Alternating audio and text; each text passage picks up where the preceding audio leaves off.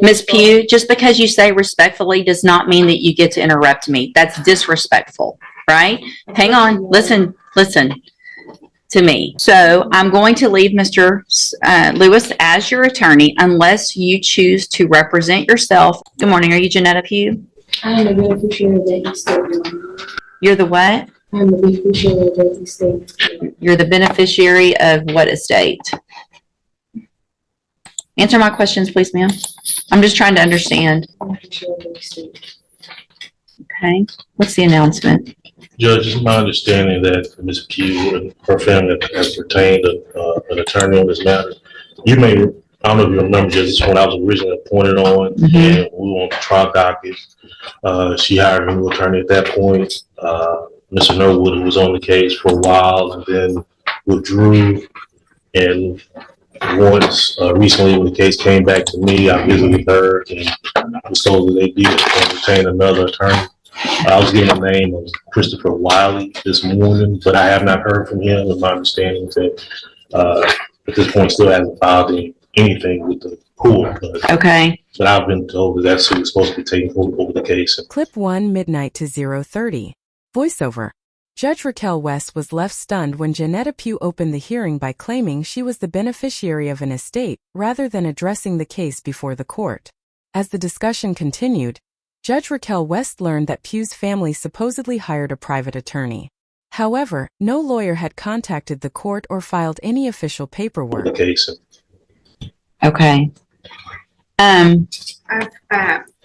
For the record, I recognize Ms. Pugh. She's been here before. I do as well, for the record. And I looked into Mr. Christopher Wiley. I can't find that person as a practicing lawyer in the state bar page, and I have not been contacted by anybody on Ms. Pugh's behalf.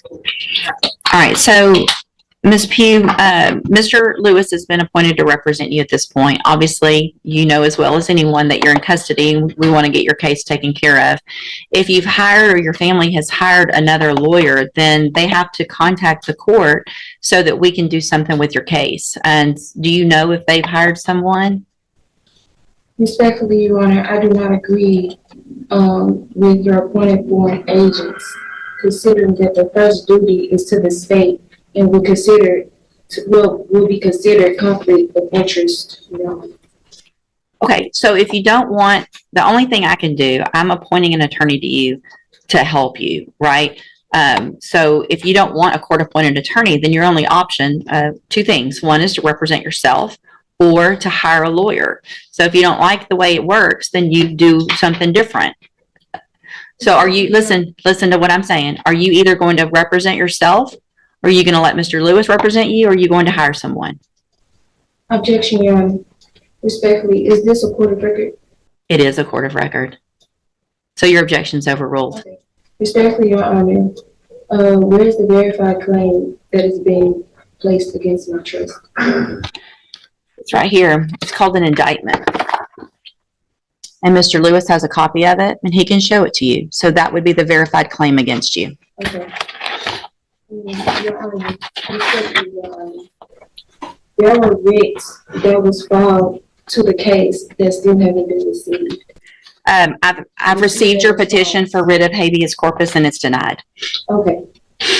Respectfully, Your Honor, I demand to be released due to lack of evidence of stated claim and not being given the proper opportunity to obtain proper counsel defective defense.